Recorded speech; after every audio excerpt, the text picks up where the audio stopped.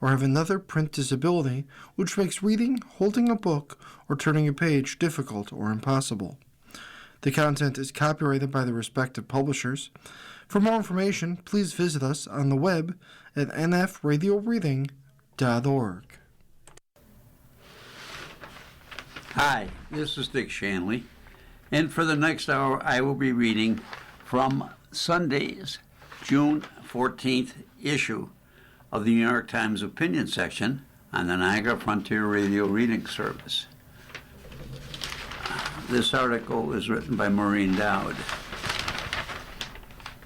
Epstein haunts the White House.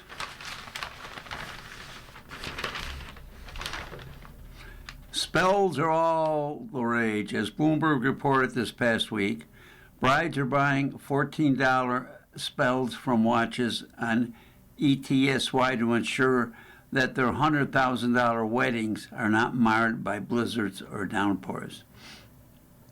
The Blumhouse low-budget horror sensation Obsession, which is helping lure Gen Z back to theaters, is about a young man who buys a one-wish willow, a magic stick that grants a wish.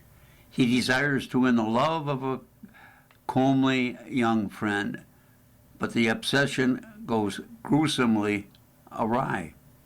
President Trump might try scrolling Etsy for bespoke spells. Nothing else is working to banish the creepy specter of Jeffrey Epstein.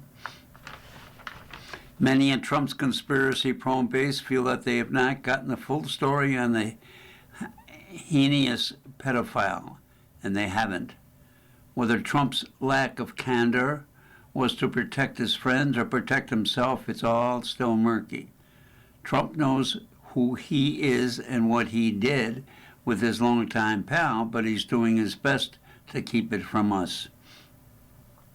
No amount of macho beatdown in the UFC cage matches on the White House lawn will make anyone forget Epstein's depredations. But one thing is clear. No matter how much Trump wishes him away, Jeffrey Epstein is continuing to haunt Trump and is persisting as a national obsession. The House Oversight Committee had closed-doors meeting last week trying to get to the bottom of the murk. One of the world's richest men, Bill Gates, continued his humiliating marriage-busting confession about Epstein, telling the committee that the spidery pedophile tried to blackmail him over his affairs. As it turns out, the president and his advisors were just as obsessed with Epstein as everybody else.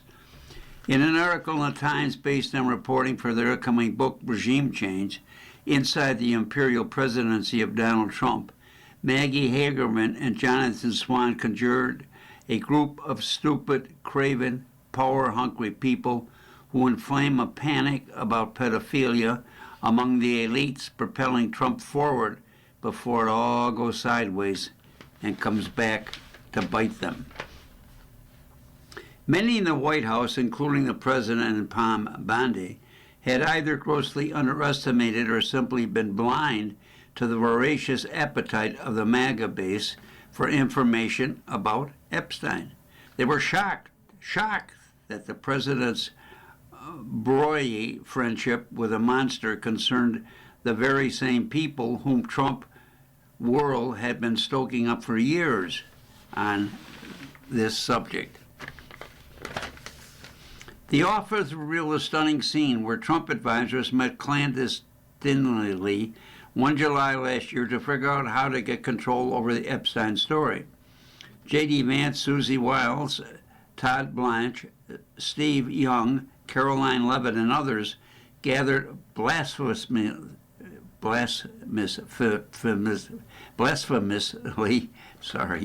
in the Situation Room, a place designed to steer combat operations, not political rescue missions. Bondi and Kash Patel joined via speakerphone. Talk about a situation. The vice president was panicky. The authors wrote, he seemed to subscribe to the darkest theories about Epstein and a cabal of predators hidden within the country's ruling class. He had been pushing for the release of all the files. Vance had also floated to colleagues an extraordinary PR gambit that the White House enlist Tucker Carlson to interview Epstein's longtime girlfriend and co-conspirator Ghislaine Maxwell in prison. Haberman and Swan wrote it might help the president if Maxwell was willing to state that Trump had not been part of any wrongdoing with Epstein.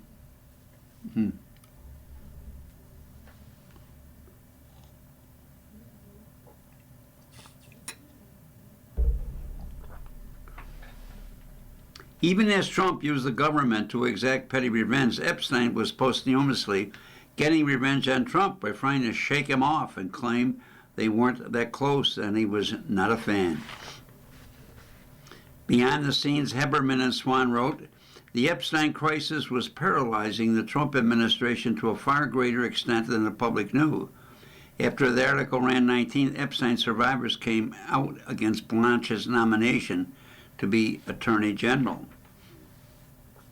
In the Situation Room, someone mentioned an uncorroborated accusation about Trump and a girl in Epstein's sex trafficking ring named Jen, who told another victim that she had sex with Trump and that he had a predilection for nipples, aggressively sucking and flicking hers. This was surprising since Trump's previous comments had him focused on grabbing another part of women's anatomy.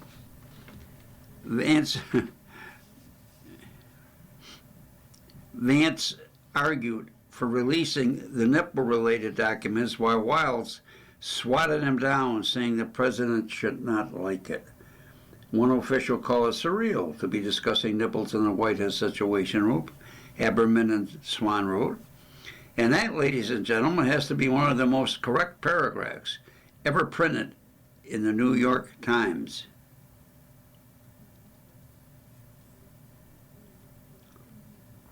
The president and his team did their best to nip the Epstein story in the bud, but no spell on earth can make it end.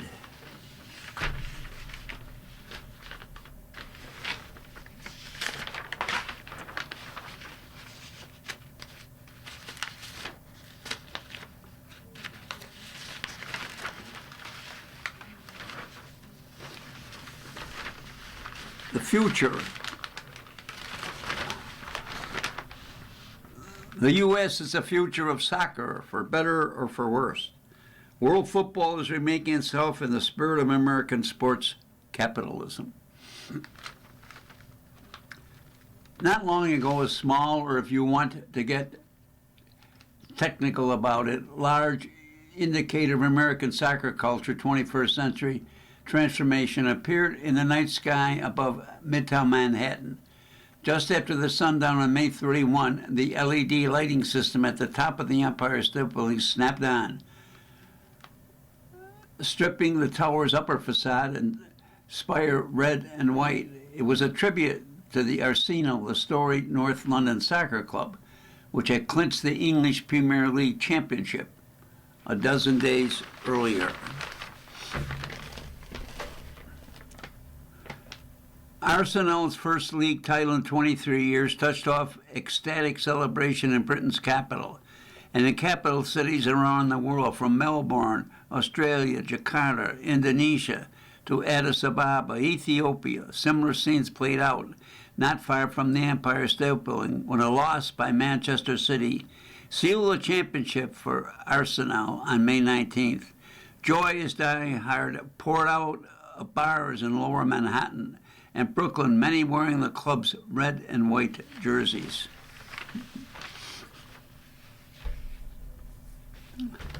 The following weekend, Mayor Zoran Mamdani, an Arsenal supporter since childhood, was in the crowd in a packed Brooklyn sports bar to watch the team's last match of the Premier League season and to cheer the ceremonial trophy. Lift followed the final whistle. Again, the party spilled out into the streets, where the mayor had another celebrity Arsenal superfan, Spike Lee, join the throng, waving flags and singing terrorist chants. For decades, soccer's place in American life was marginal and subculture. At the turn of the century, top European clubs like Manchester United and Real Madrid had become huge global brand names. Marquee attraction was not just the planet's most ubiquitous sport, but arguably its dominant form of mass culture, up there with Hollywood movies and pop music.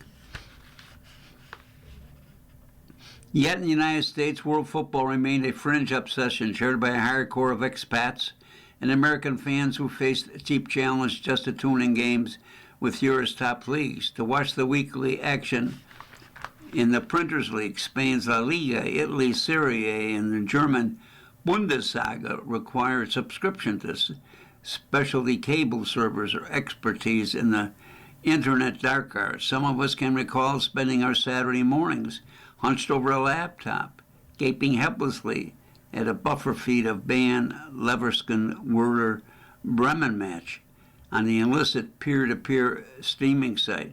You felt like a ham radio operator trying to contact Mars.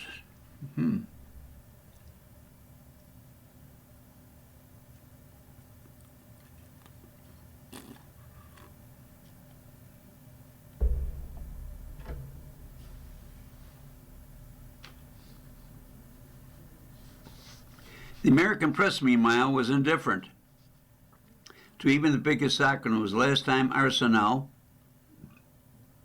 won the Premier League in the legendary Invincibles campaign in 2003-04, when the club went undefeated, the story barely blipped on U.S. media. In this newspaper, on the day after Arsenal's final game, the team's achievement garnered a 3-sentence wire service write-up in sports briefing column, sandwiched between an item about an NFL running back violation of the league's substance abuse policy and an update on a third-round leaderboard at a golf tournament in Franklin, Tennessee.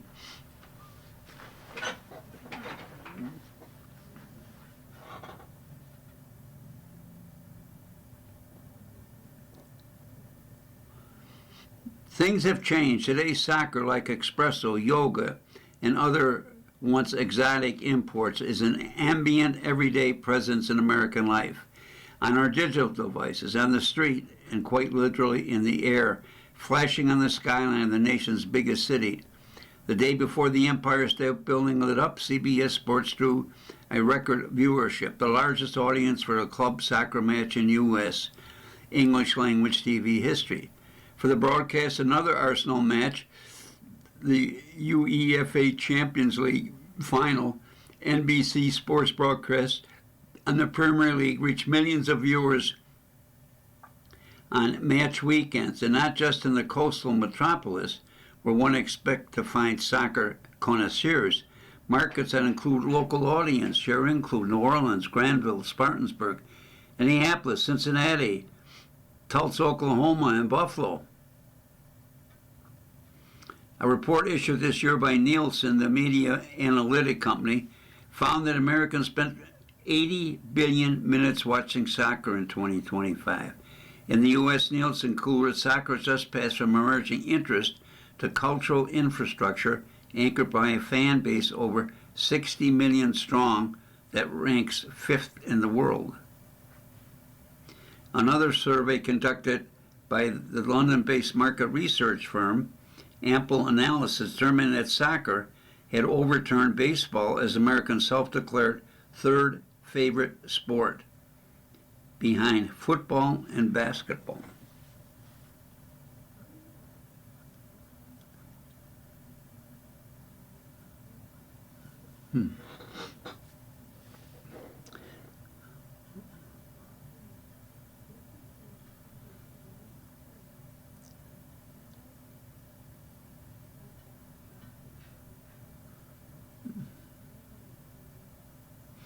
The trend coincides with the most significant soccer event to take place on these shores in a generation. The 2026 FIFA Men's World Cup, hosted by the U.S., Canada, and Mexico, kicked off on Thursday in Mexico City. It is the largest ever edition of the quadrennial tournament, with 48 teams competing in 104 games, 78 which will take place in this country's of 11 cities. In a moment to take stock of the altered landscape, 4 decades soccer posed a riddle of American exceptionalism. What would it take for the world's most powerful country to get on board with humanity's favorite sport? The change, it turns out, came slowly and then with shocking speed, transforming the United States into just a bona fide soccer, but a novel, and an unusually influential one. It's a story that holds a heady plot twist. For better and more to the point, perhaps for worse, Americans may not have joined soccer's universe so much as soccer has embraced America.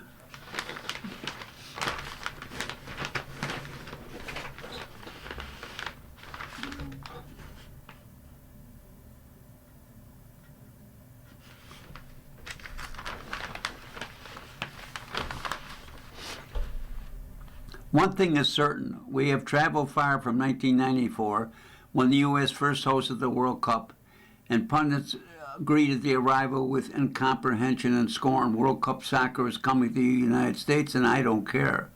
Soccer is un-American, proclaimed the cynic economist Charlie Reese. In a much-discussed article written in advance of the tournament, USA Today's Tom Weir compared the case made by soccer's boosters to what Russians told us about communism. We're assured readers that they hadn't felt bad about their soccer phobia. Hating soccer is more American than mom's apple pie. Huh. Of course, it is literally true that soccer is un-American, and there are interesting things to say about the difference between the rules and rhythms and those of football or basketball, but soccer's critics preferred crude cultural war framing. Back in 1986, during a House debate on a resolution to support the U.S. bid for the 1994 World Cup, Jack Kemp, a New York Republican, former NFL quarterback, condemned soccer as European socialist. Right-wing commentators took the trope out for a spin roughly every 4 years. When during World Cup rolled around during the 2010 tournament, Mark Thiessen, a one-time George Bush speechwriter, wrote an essay for the Conservative American Enterprise Institute denouncing soccer as European statist and collectivist. Capital sports are exciting, Thiessen explained. People often hit each other, sometimes even score. Soccer fans are excited by an egalitarian 0-0 tie. The Russian oligarchs and Persian Gulf potentates who own some of the soccer's most glamorous clubs might have been surprised to learn that they were involved in a leftist mutual aid project. Huh.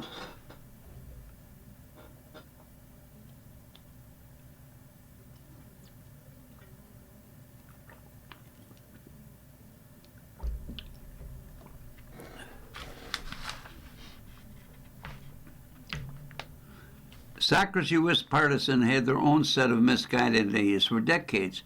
The nation's soccer's leadership, a loose coalition of bureaucrats, benefactors, and evangelists, affiliated with the U.S. Soccer Federation, the sport's governing body, imagined that fan culture would flourish when the United States developed talent that could stand with the best from overseas. They placed faith in youth soccer, which by the time of the 1994 World Cup solidified its place in one of the most popular participation sports for youngsters in the country. The trend gave the political world a new term to use and abuse, soccer mom. An earlier attempt to create a top-flight U.S. professional league, the NASL, collapsed in the 1980s. But 1996 brought a promising successor, Major League Soccer.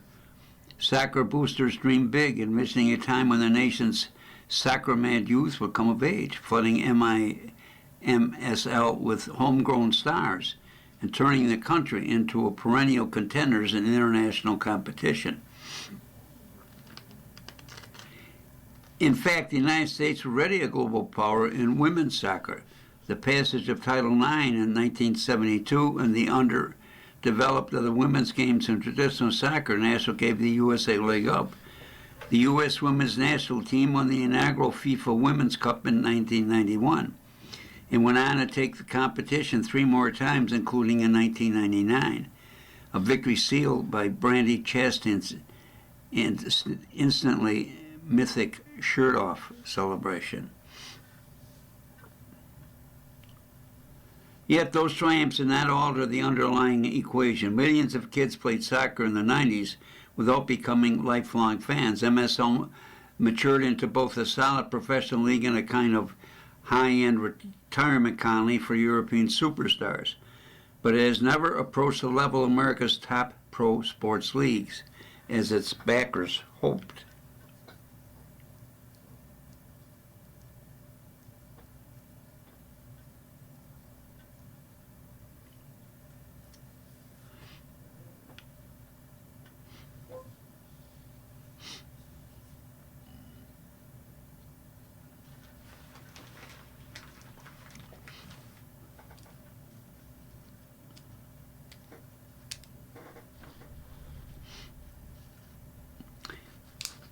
In fact, the U.S. Super Brain Trust had a faulty theory of the case.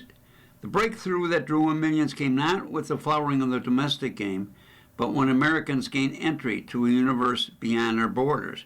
Over the past decade and a half, the landscape of American soccer fandom has been transformed, like more or less everything in the 21st century, by new technology, by streaming service, social media, and other digital platforms that offer previously unimaginable access to the wide world of soccer.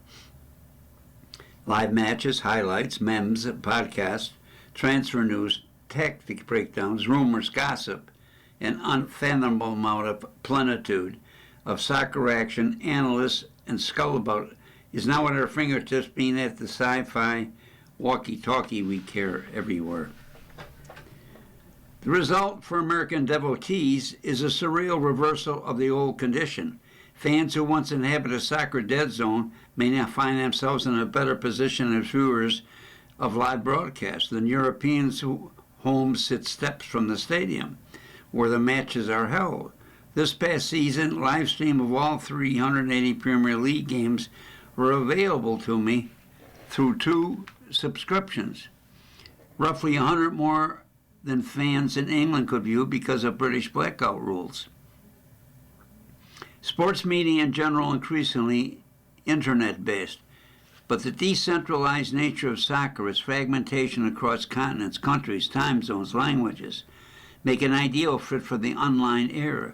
Soccer's popularity can be harder to perceive than, for instance, the NFL or NBA because of its dispersed among so many leagues and tournaments, not to mention interface and apps. The way an American engages with soccer bears less resemblance to traditional sport than to the modern consumption of pop music, another globalized culture form that has been transfigured by algorithms and streaming media.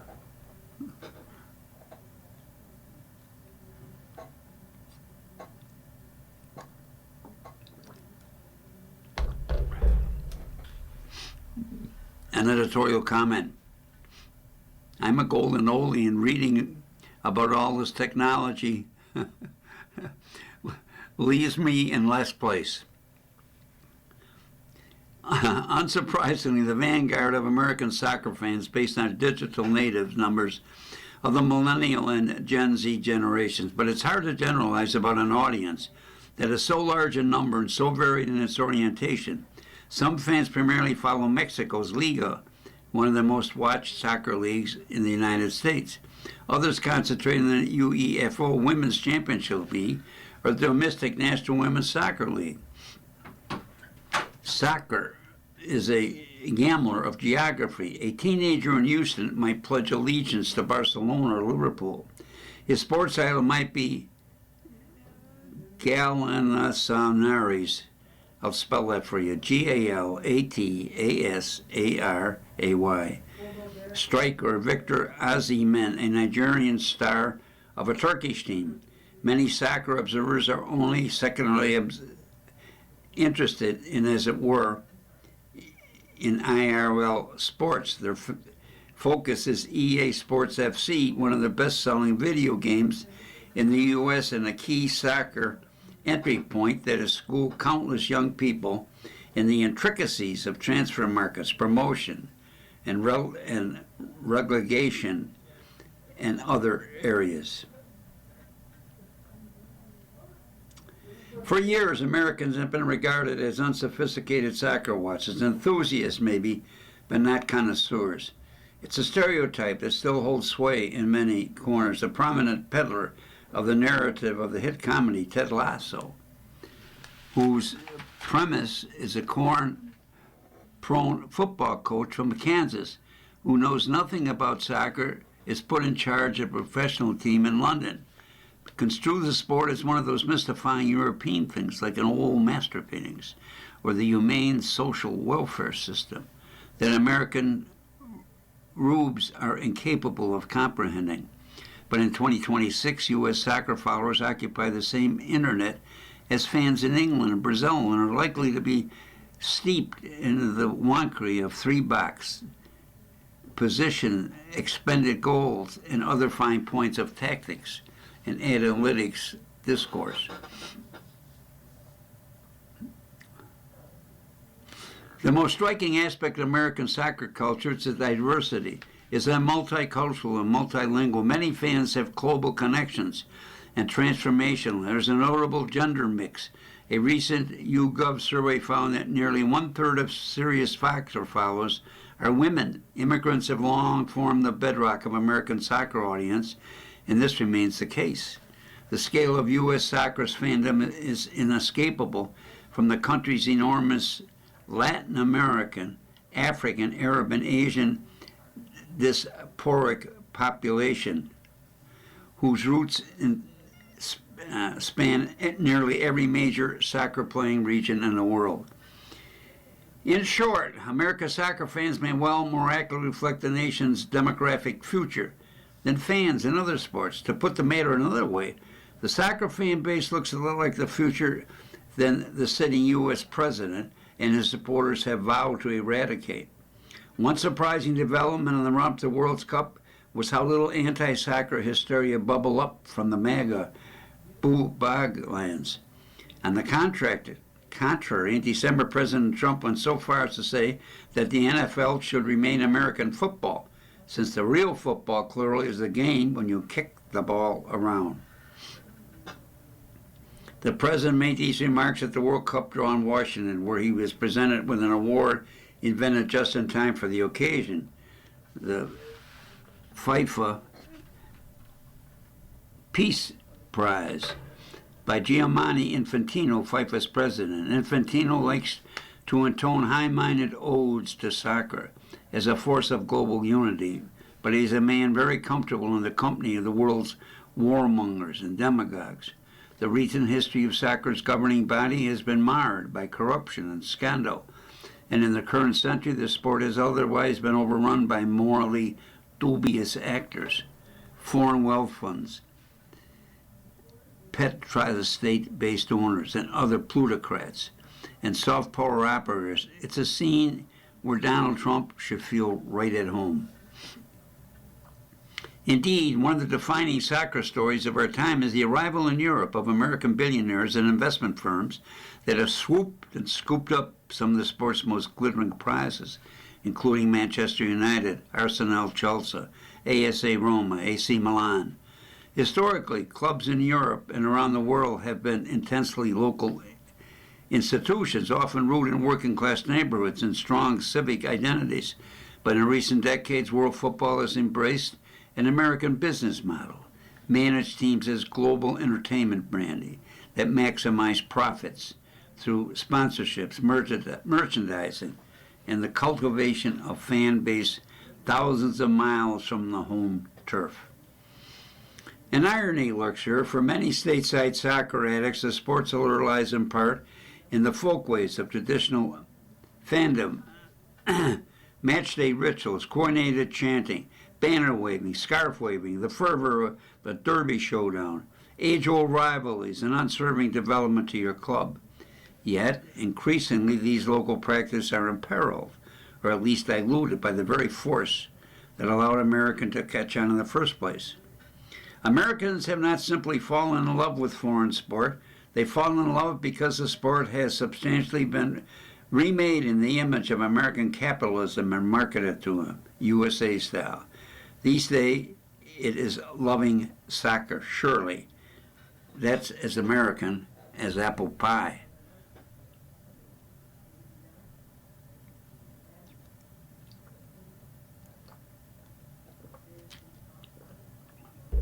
Another editorial comment, I guess because of my age, when I'm out with friends who love to talk basketball, basically football, sometimes a little baseball, soccer is never, ever mentioned. But the way the article because of technology, it appeals to a different cadre of sports enthusiasts. What did Mexico ever do to deserve such a measly tip? In 1913, at the age of 71, the American writer and journalist Ambrose Bierce crossed the border to join Pancho Villa's troops in one of the final letters before his disappearance, since he wrote, "To be gringo in Mexico. Ah, that is euthanasia." The relationship between Mexico and the United States, it's fair to say, has always been intense. Today, the tension is impossible to ignore. Under President Trump, the United States has bullied Mexico, led by left-leaning Claudia Sheinbaum, with threats and tariffs. Recently, Washington issued a demand for the extradition of 10 Mexican politicians, including sitting governor of Sinaloa, for collaborating with drug cartels. With around 80% of Mexico exports going to the U.S., Ms. Sheinbaum has done her best to appease her counterpart. But Mr. Trump is implacable. This is setting which to be our countries join as co-host of the World Cup. In football, the standard in global English, social tensions will always find a mirror. The sport is one domain where the country has long had the upper hand over the United States, but for years, the tournament, the hierarchy, has been reversed. After hosting two of the best tournaments in history, the one that consecrated Pelé in '70 and one dominated Maradona in 1986, Mexico received only 13 of 104 available matches. The U.S., whose football culture we've done so much, still hosts 78. Our collective feeling is that we've been reduced to a bit player, a humiliating downgrade when you consider how much football means to the Mexicans. What have we done to deserve such a measly tip? Our neighbors' indifference to the game was once so great that it preferred to play as the visiting team. In January 1954, something remarkable happened. Both our qualifying matches against the U.S. ahead of the World Cup in Switzerland were played in Mexico. We celebrated the goal-laden victories of 4-0 and 3-1, as if we reclaimed Texas.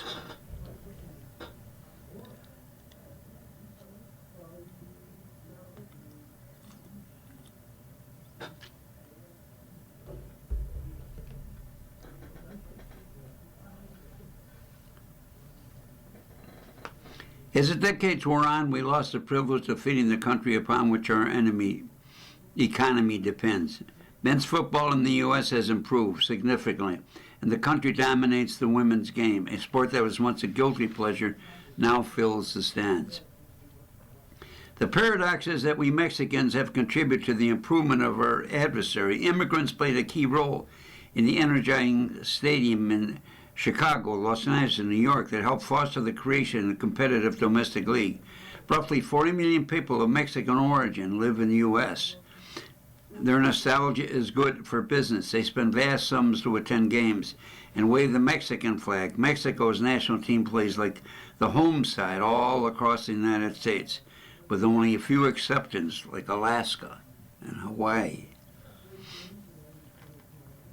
The Mexico Football Federation, driven by profit, takes full advantage of its migrant fan base.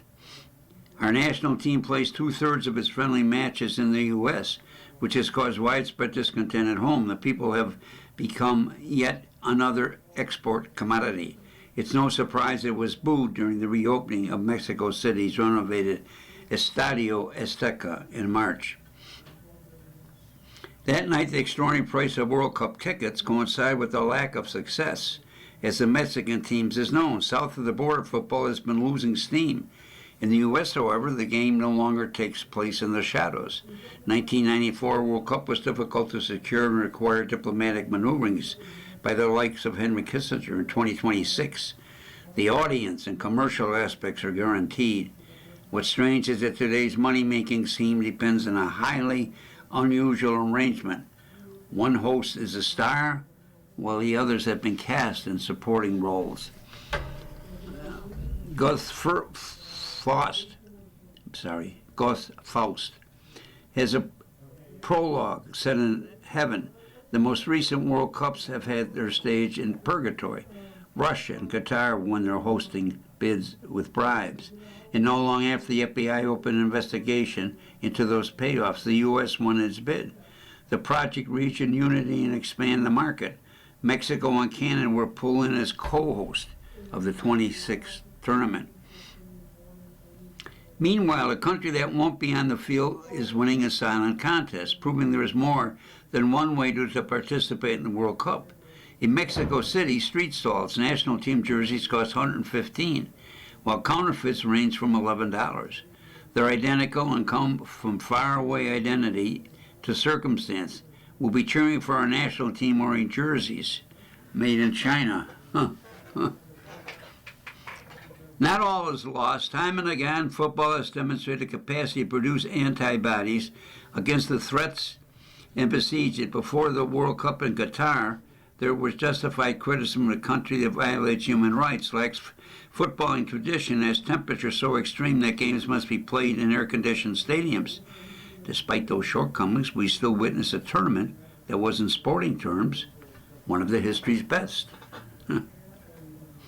The World Cup exists to transform reality into illusion.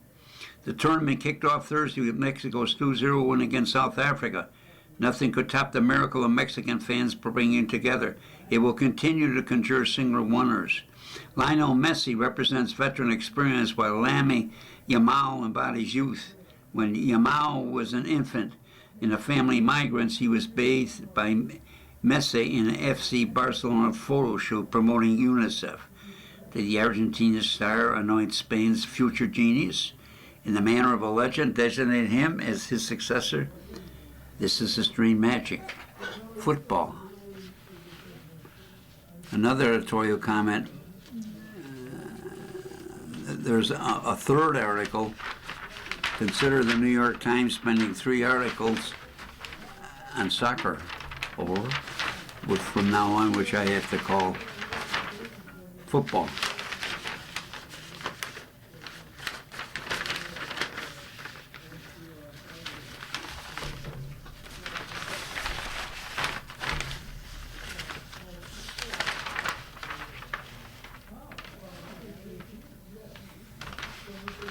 The next article is written by Jamel Bowie. The Supreme Court does not own the Constitution. It is the job of the judiciary, as Chief Justice John Marshall famously wrote, to say what the law is. Often this is taken to mean duty to interpret the Constitution and fix its meanings in place. But to say what the law is and to say what the Constitution means are two different tasks. The law concerns cases and controversies, the application of past precedent and broad principles to present circumstances. Constitutional meaning is more abstract. It deals with the shape and structure of our political community. And as much as courts help build our collective constitutional understanding, the question of meaning is much the purview of the public, as is the job of a jurist.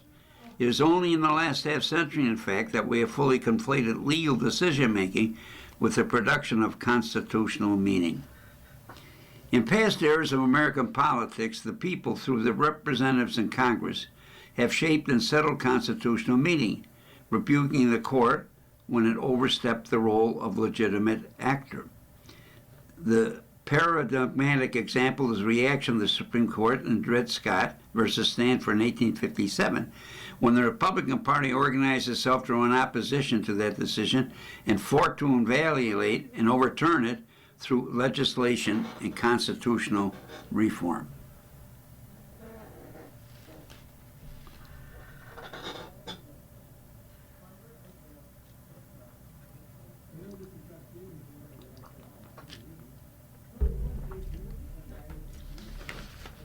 But there are other sources of constitutional meaning beyond legislation and electoral politics. It is worth remembering that the Constitution was neither ratified by the Confederation Congress nor state legislators, nor the secretive committee that drafted in Philadelphia. It was ratified by state conventions assembled from a broad part of the public, or at least as broad as I could imagine, in 1787,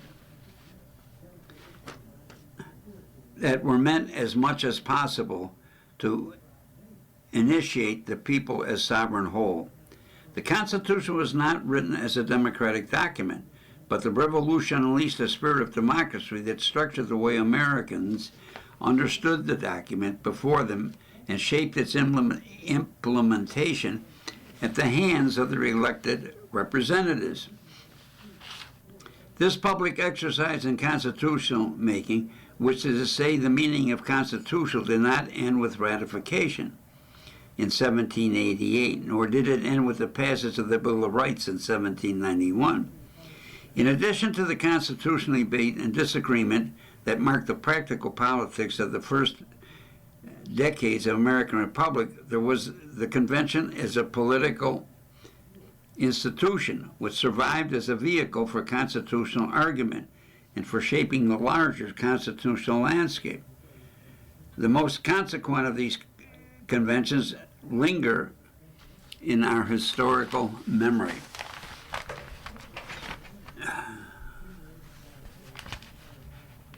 The secession conventions where slaveholders debated the meaning of the Union and the decision to separate, and the Seneca Falls Convention, where delegates resolved to integrate a vision of women's equality in the constitutional order. But some of the most influential conventions in American history are well off public radar. They are the colored conventions, gathering of black Americans held throughout the 19th century, beginning in the 1830s and in the 1890s. It was in these conventions that black Americans, either born free or firmly enslaved, articulated a constitutional vision of their own. That vision would go on to play a critical role in the constitution making of the Civil War and Reconstruction. To read the minutes and resolution of these conventions, in fact, to see these black Americans articulate a broad-minded and ambitious democratic egalitarianism. Resolve reached at the Declaration of Sentiments in the 1848 Colored National Convention in Cleveland. Frederick Douglass served as its presiding officer. That we shall ever oppose every action emanating from the source it may, whether civil, political, social, or religious, in any manner derogatory to the universality, equality of man. 10 years later, at the suffrage convention of the Colored Citizens of New York in Troy, delegates condemned the Scott decision as an imprudent and atrocious attempt to extend and perpetuate the blasting curse of human bondage, declare that slavery is the common enemy of man, and that all who subscribe to the theory of human rights set forth in the Declaration of Independence ought to trample in self-defense the dicta of Judge Taney beneath their feet as of no blinding authority.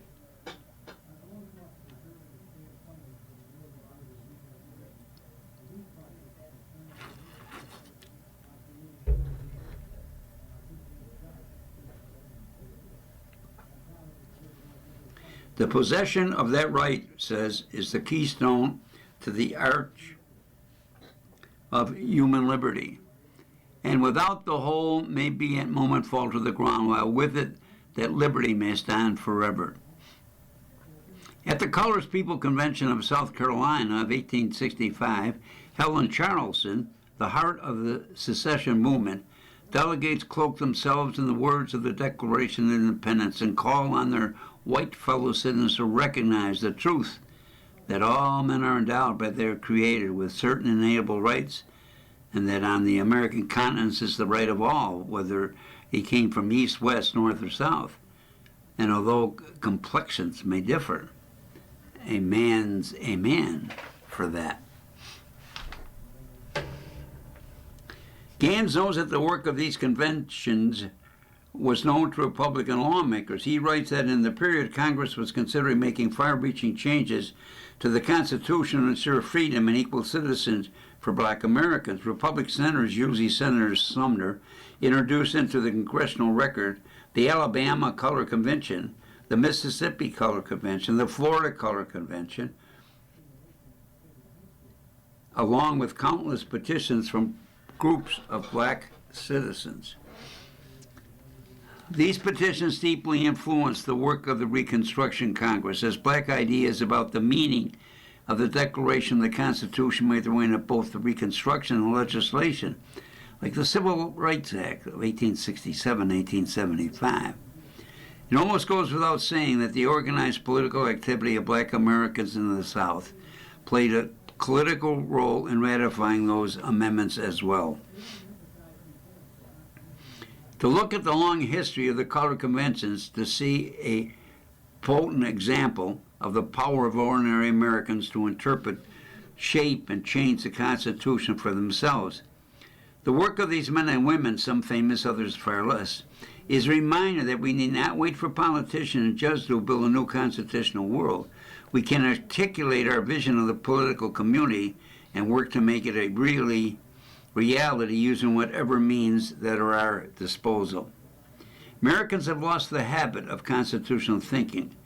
The muscle is weak, degraded from the grades of neglect. The convention movement, especially that of the Color Convention, is a model for how Americans might start to work themselves back into shape, prepare for the moment when the possibility of constitutional change moves from the fantasy to a concrete reality. Put another way, we tend to relate to our politics, we relate to everything in this country. As consumers, we pick and choose a set of predetermined choices. But we hope to recover and revitalize our democracy. We must start to think as citizens with duties, obligations, and the sovereign power to make our world anew.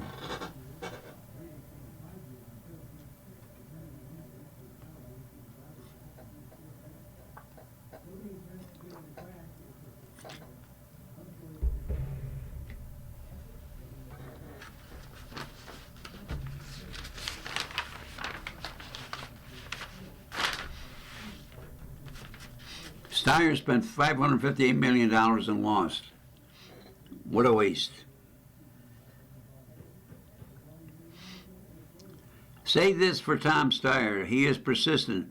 Many billionaires, after blowing $342 million on a failed presidential run in 2020, would abandon the idea of trying to buy themselves a high-profile political office for which they were unqualified.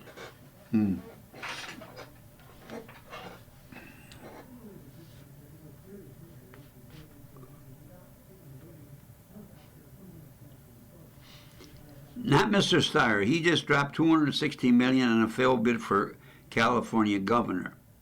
His was the most expensive primary campaign in the state's history.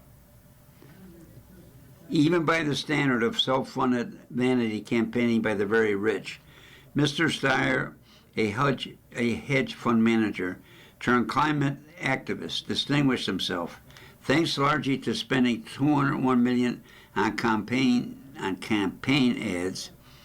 He outpaced a host of notable self-finders from the past, including David Trone, who spent $60 million unsuccessfully running in Maryland's 2024 Democratic state primary. Or Mehmet Oz, also known as Doctor, who spent nearly $27, being defeated for a Senate seat in Pennsylvania. And Linda McMahon, who spent $97 million on losing Senate races in Connecticut. Adjusting for inflation, Mr. Steyer came close to matching the self-funded flameout Mick Williams, spent $144 million to her campaign for California governor 2010. Mr. Steyer has now spent more than $500 million on failed campaigns. To be fair, California is an expensive place to run for office. And Mr. Steyer's spending spree was nowhere near the $1 billion that Michael Bloomberg dropped in just 104 days on his 2020 campaign for president. Still, it was quite the endeavor. Billionaires are more or less free to spend their money however they like, but surely all the money could have been better spent on something, anything else to help Mr. Steyer's fellow Americans. The possibilities are many and varied. Address California's near apoplectic housing crunch, subsidize the construction of affordable units, fund community and trust help keep housing stock affordable, support ballot measures of candidates not named Steyer, based on reforming the state's zoning and regulatory insanity. Beef up the roster of teachers. There is a dire teacher shortage in many parts of California. Fund scholarships or service programs aimed at putting aspiring education into undeserved areas. Subsidize the kids. Even with increases in public funding, the demand for affordable care significantly outpaces the supply, especially for infants. The average cost of subsidized care has reached $1,700 a month. Donate to Planned Parenthood. Thanks to President Trump's funding frenzy, 57 clinics in 20 states have closed for consolidated since the beginning of his term, according to a report by KFF. Fund a pro-vaccination education and public service campaign. Someone needs to save American people from the quackery of the Health and Human Service Secretary. Help defray the legal expense of the immigrants swept up in the Trump administration. Support groups focused on safeguarding the integrity of elections. Right on schedule, Mr. Trump is spreading his election fraud nonsense again. Alternately, fund a one-shot project with plenty of spice. Pay for a chunk of Mr. Trump's god-awful White House ballroom so regular taxpayers don't get stuck with the tab. After hitting it big in the private sector, many America's super rich delude themselves into thinking that they are masters of the universe, destined to dominate in every arena. See Elon Musk does Doge. And because they have so much money, they are accustomed to having pretty much everyone indulge in their wild fantasies. At least Jeff Bezos settled for buying himself a seat atop the Met Gala. Consider this pathetic phenomenon yet one more reason the American people, or at least California, should demand a more rational way to fund political campaigns. Until then, let's raise a glass to California voters for refusing to have their heads turned by Mr. Steyer's millions. Editorial comment, I often think, like, he raises this money, $144 million, the campaign cost. Where does this money go? Do they pay staffers? I guess they must. Does it go to advertisers? That it must. So when these billionaires spent money, I guess they're not helping humanity, but they're helping a few, whether it be advertisers or staff workers.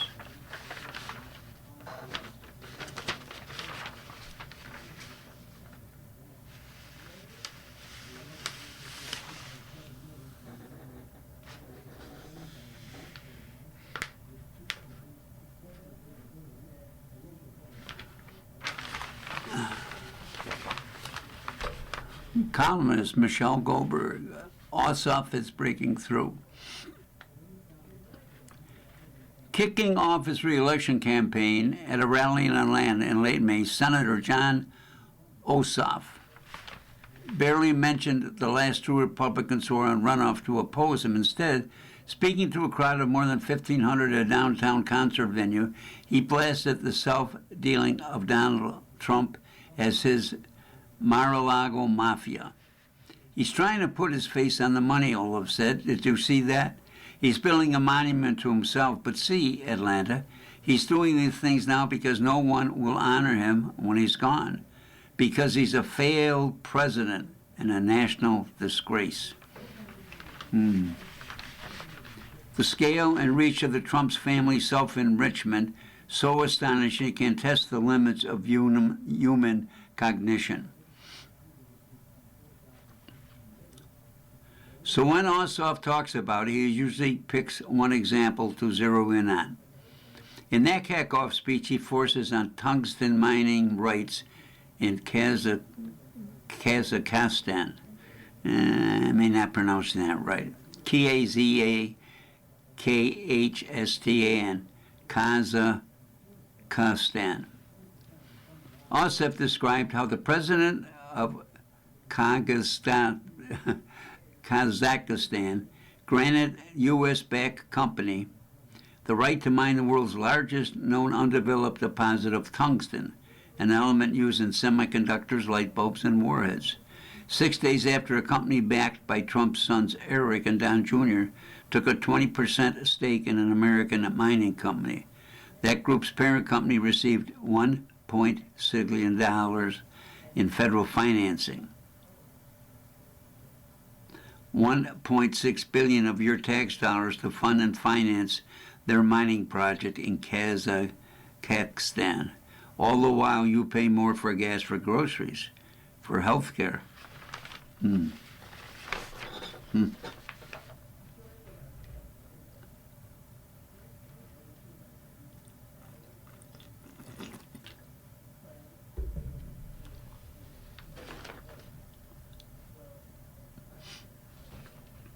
As often happens with those speeches, clips from the one I attended went viral online, where people from across the Democratic ideological spectrum have been buzzing about a possible Ossoff presidential candidacy. If Ossoff wins re-election, wrote the progressive journalist Maida Hansen, he immediately becomes one of the favorites for the 2028 Democratic presidential nomination.